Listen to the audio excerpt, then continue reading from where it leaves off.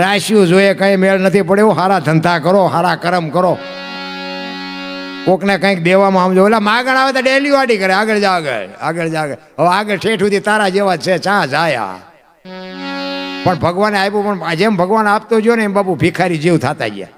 અમારી પાસે કઈ છે જ નહીં. ઓલા 500 ની 1000 ની નોટો બંધ થઈ ને, અમારે ખીચડીના હાંડલા જેવા મોટા થઈ ગયા. તમે જુઓ કોઈના મોઢા આમ જોવાય નહીં, મરી જ્યાં જાણે. આમ આપણને એમ થાય મારા થોડાક નાખો ને તમારા ખાતા, મારા થોડાક નાખો ને. એટલે આ નોતા ક્યાંથી આવ્યા? આપણા લેણા હોય ને માગતા હોય ને, પૈસા જ નથી, પૈસા જ નથી. આ દેવાયત પંડિત બોલ્યા હતા, ધરતી ઉપર હેમર હાલશે, હુના નગરની મોજા, લક્ષ્મી લૂંટાશે, લોકો તણી નહીં થાય રાડ ફરિયાદ. 500 ની 1000 ની નોટો બાપુ આમ મૂકીને માથે ભજીયા મૂકીને ખાતા હતા. બોલો અમારા સુરનગરમાં હવે પસ્તી થઈ જઈ. આ ઈ દુનિયા છે ને, ઈ સમય, ઈ અત્યારના સમયમાં તમે જો, પેલા પાણી ક્યાંય નહોતું ને તો આપણા ગઢા પરબુ બંધાવતા હતા. અને અત્યારે પાણીની રેલમ શેલ છે ચારે બાજુ, પણ મફત છે પાણી નથી મળતું. બોલો હોટલે જવી તો કે 10 વાળો આપું, 20 વાળો આપું, મફત પાણી નથી મળતું. ને કે આમ તમે જોવો તો કેનાલો હાલી જાય, તલાવ ભર્યા છે, ડેમ ભર્યા છે.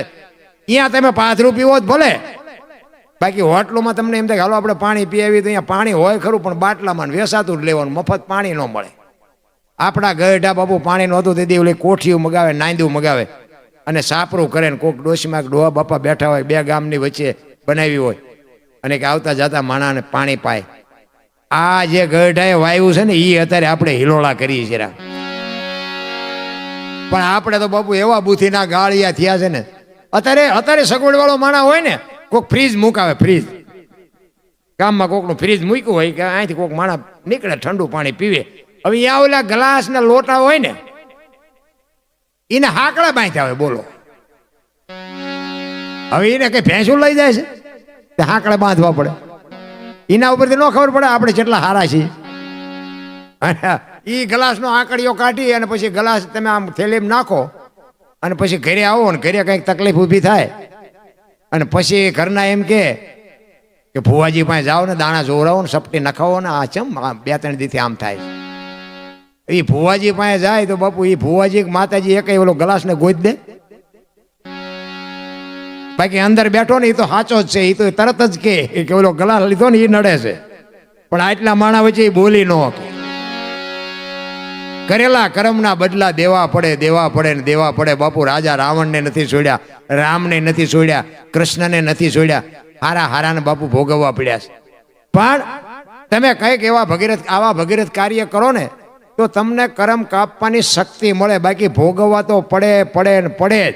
તમે કર્મ હારા કંઈક કાર્ય કરો ને તો તમને ઈશ્વર કર્મ કાપવા માટે તમને શક્તિ આપે.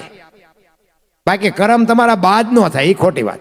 મારા અંદાજ મુજબ હો, પછી તમારા અંદાજ મુજબ કદાચ તમને એમ થાય કે આપણે 5 મણ પાપ કર્યું છે અને 8 મણ પુણ્ય કરી નાખો તો 3 મણ તોય બચશે, એવો હિસાબ અહીંયા લગભગ નથી મારા અંદાજ મુજબ.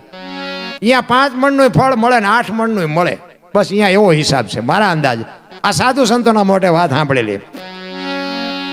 કારણ કે કર્મ છે ને, કર્મ મેં કીધું એમ મને તો બહુ ખબર નથી પડતી, પણ મને એટલી ખબર પડે કે સારું કામ કરાય. અને હારા કામનો બાપુ છે ને કસોટી હોનાની હોય, લોટાની ન હોય. સારું તમે જીવશો ને એટલે દુનિયા તમારું લોહી પીશે. પણ બાપુ જગતમાં વિજય તો સાચા નો જ થાય. લખવું હોય તો લખી લેજો. મૂળદાસ અમરેલી. હું એક સંતનો તમને દાખલો આપું, જોકે જાણે બધાય.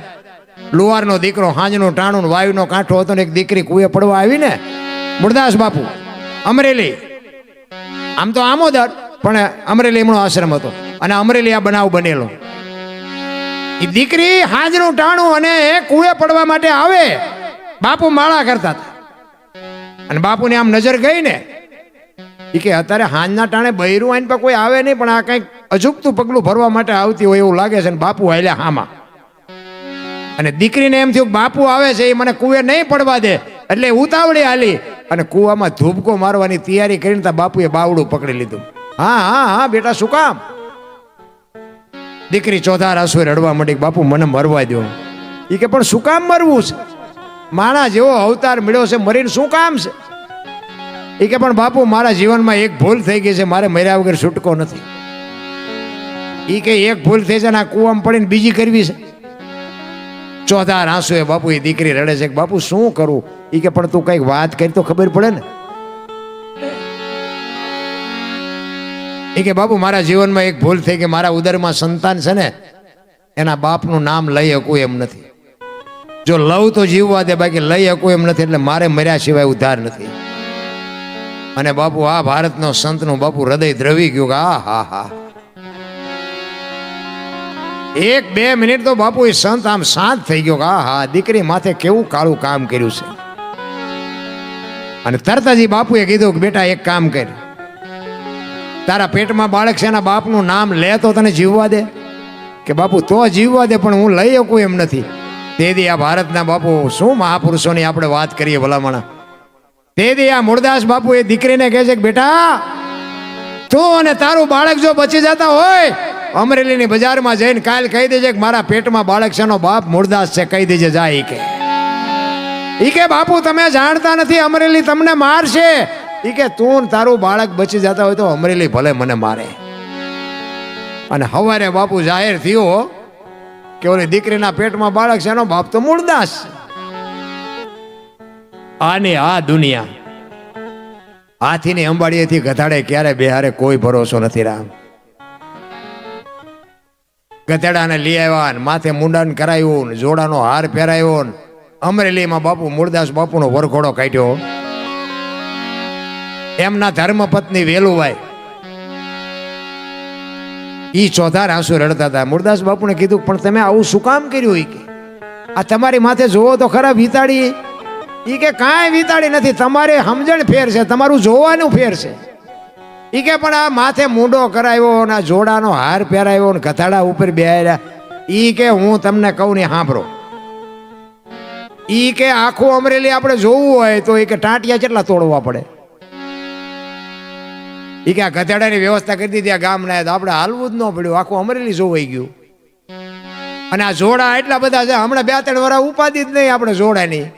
લો એ ગામે સારું નથી કર્યું, આ માથે હરકું કરી દીધું. હમણાં વાણંદ પાસે જવાની નિરાશ થઈ જાય.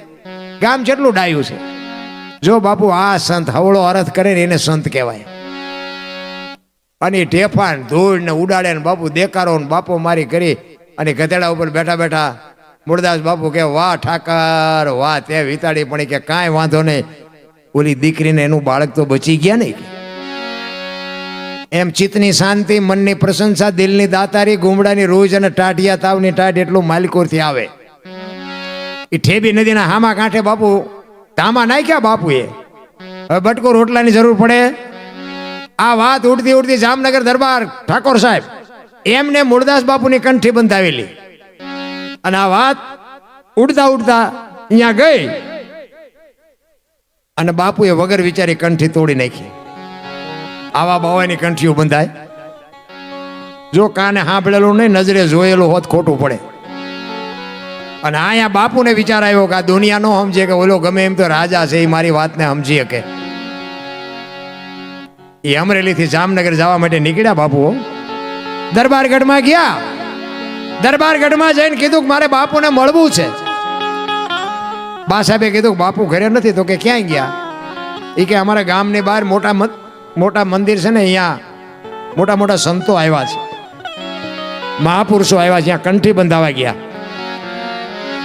એ કંઠી બંધાવા ગયા એમ કીધું ને ભાઈ આપ ફાટ્યો માથે ઘરે તારી ભલી થાય. એને મારી કંઠી તોડી નાખી. પણ કે કાંઈ વાંધો નહીં, મારે એ દરબારને મળ્યા સિવાય જવું નથી.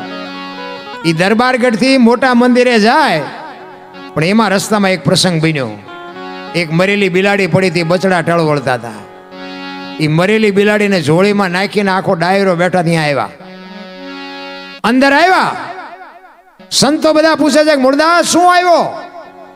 એ કે બાપુ મારે કઈ કામ નતું, હું તો અહીંથી નીકળ્યો હતો, પણ મેં આ એક મરેલી બિલાડી પડી હતી ને બચડા દૂધ વગરના ટળ વળે છે. મેં એવું સાંભળ્યું હતું કે આ બધા મોટા મોટા મહાપુરુષો આવ્યા છે, આ બિલાડી જો જીવતી કરો ને તો બચડા દૂધ ભેળા થાય, એ હાટું આવ્યો, બીજું કાંઈ મારે કામ નથી.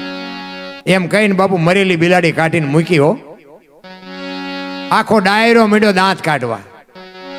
ઈ કે મરેલા જીવતા ન થાય મૂળદાસ. ઈ કે બાપુ થાય જ તે ને, દુનિયા ભાઈ નકરી આરતીઓ જ ઉતરાઈ બી છે, નકરા પગે લગડાવા છે. ઈ કે મરેલા જીવતા ન થાય. અમરેલીએ તને જાકારો આપ્યો ને એટલે તારું સહકી ગયું. પણ મેં આ એક મરેલી બિલાડી પડી તેને બચડા દૂધ વગરના ટળવલે છે. મેં એવું સાંભળ્યું તો કાંઈ બધા મોટા મોટા મહાપુરુષો આવ્યા છે, આ બિલાડી જો જીવતી કરો ને તો બચડા દૂધ ભેળા થાય એ હાટું આવ્યો, બીજું કાંઈ મારે કામ નથી. એમ કહીને બાપુ મરેલી બિલાડી કાઢીને મૂકી હો. આખો ડાયરો મીડ્યો દાંત કાઢવા. એ કે મરેલા જીવતા ન થાય મૂળદાસ, એ કે બાપુ થાય જ તે ને, દુનિયા ભાઈ નકરી આરતીઓ જ ઉતરાઈ બી છે, નકરા પગે લગડાવા છે. ઈ કે મરેલા જીવતા ન થાય, અમરેલીએ તને જાકારો આપ્યો ને એટલે તારું સહકી ગયું. કે ના બાપુ સહક્યું નથી, આ બધું રેડી કમ્પ્લેટ છે, એને બેઠી કરો. ઈ કે મરેલા બેઠા ન થાય ને બાપુ પ્રકોટીનો મરડ બદલાનો હોય કે તમારાથી બેઠા ન થાય લાવો એ કમડળ મારી પાસે લાવો. કેવું ભજન કર્યું હોય છે મારા રામીને. શું તમે હું તો એક મહાપુરુષો તો એમ કે છે એક ઘડી આધી મેં પુનિયાદ 24 કલાકમાં 10 મિનિટ બાપુ એની સુરતા લગાડો ને તો હારાના કામ થઈ જાય ભલા મને. પણ આપણે બાપુ એવા પૈસાની વાંહે જે ડોટ કાઢી છે, એ હાથમાં પાણીની અંજળી લઈ અને અખિલ બ્રહ્માંડના માલિકને કહે છે કે હે પ્રભુ, હે દીનબંધુ દયાળુ, હે પરમ કૃપાળુ પરમેશ્વર, મેં તન મન ધનથી તારું ભજન કર્યું હોય, હાથે પાતાળમાં જો ડાઘ ન હોય, કોકના દુઃખ જો મારી માથે લીધા હોય તો આ બિલાડી બેઠી કરજે. અને જો બિલાડી બેઠી ન થાય ને મારા ખોડિયામાં જીવ રહેવા દઉં તો મૂળદાસ નહીં. એમ કહીને બાપુ પાણી સાંટ્યું. બિલાડી ઊભી થઈને હાલતી થઈ. બાપુ ડાયરેક્ટ દશા શું થઈ છે? જામનગર દરબારીમાં જ બેઠા હતા. એમને એમ થયું ખારું આ બાપુનો આ પાપ હોય નહીં, અને હોય તો આ બિલાડી બેઠી થાય નહીં. મેં કંઠી તોડીને ભૂલ કરી કે ચોથા આંસુ રડતા રડતા મૂળદાસ બાપુ કાટ પગથિયા ઉતરી ગયા. અને એમાંથી જામનગર દરબારે હડી કાઢી. એ બાપુ ઉભા રહ્યો. મૂળદાસ બાપુ ઉભા નથી રહેતા. આગળ જઈને લાકડી પડે એમ દરબાર પગમાં પડ્યા. બાપુ મને આવી ખબર નહોતી, મને માફ કરો. એ કે અરે ભલા માણા, હું છેક અમરેલીથી તારી પાસે આવ્યો હતો. આ જગત નો સમજી શકે, જગત તો પામર છે, પણ તું તો 5 પછી ગામનો ધણી હતો, તને મારા ઉપર ભરોસો ન આવ્યો. હવે હારો કોક સાધુ ગોતીને કંઠી બાંધી લે, સમય વિયો ગયો. જ્યાં ભજન છે ને ત્યાં વાત પડી હોય, એમના ભજન નો બને. કાંઈક મહાપુરુષો અનુભવ કરી અને ક્યાં શું પડ્યું છે એનું પરફેક્ટ કરીને આપણને આપ્યું છે. એક ભજન હોય તો ભજનમાં કંઈક વાત પડી હોય. એક ભજન છે રામાપીરનું કે હરભુજીને હૈયે હરખ અપાર, ઘોડલા ચરંતા દીઠ્યા રામાપીરના. આ રામદેવજી બાપા સ્વધામ ગયા ને ત્યારે એમના કુટુંબને કીધેલું કે ભાઈ દુનિયા ગમે એ કે મારી સમાધિને ખોદતા નહીં. કારણ કે એમના માસીના દીકરા ભાઈ હરભુજી એમને મળવાનું હતું ને, કે હું એમને મળીશ ને એટલે આ લોકોને શંકા જાગશે. અને સમાધિ લેવાય ગઈ ને હરભુજીને ખબર પડી એટલે હરભુજી ત્યાંથી મળવા માટે રણુજા આવ્યા. અને સીમાડે રામદેવજી બાપાના ઘોડા ચરતા હતા ને અહીંયા બાપુ હરભુજી આ વાણી કરેલી કે હરભુજીને હૈયે હરખ અપાર, ઘોડલા ચરંતા દીઠ્યા રામાપીરના. કારણ કે વાણી જો એમનામ બનતી હોત ને તો અત્યારે તો આ વિજ્ઞાનનો જમાનો છે, ભણતરનો જમાનો છે. ભણવું જરૂરી છે, પણ નકરા ભણતરની જરૂર નથી રામ. એટલા માટે આ રામદેવજી બાપાનો હેલો છે ને, હેલો એ બધા હેલો કહે ને, એમાં આવે કે હુકમ કરો તો પીર જાત્રા થાય. તો હુકમ તો છે જ એનો, પણ આપણે જાતા નથી. તો હુકમ કરો તો પીર જાત્રા થાય આનો મતલબ શું? પણ એમાં ખરેખર એમ કીધું છે કે હું કમ કરો ને તો જાત્રા થાય. એટલે રામદેવજી બાપાનો એક હેલો લઈ લઈ પછી વાણીને વિરામ આપું. રામા રૂપ બતાવજો,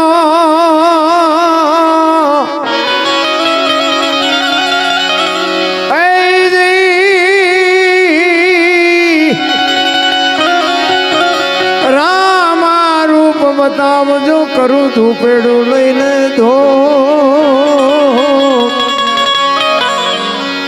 અવર દેવના દીવા બળે, પીર રામ દે જ્યોતિ સ્વરૂપ. અવર દેવના દીવા બળે વીર રામ દે જ્યોતિ સ્વરૂપ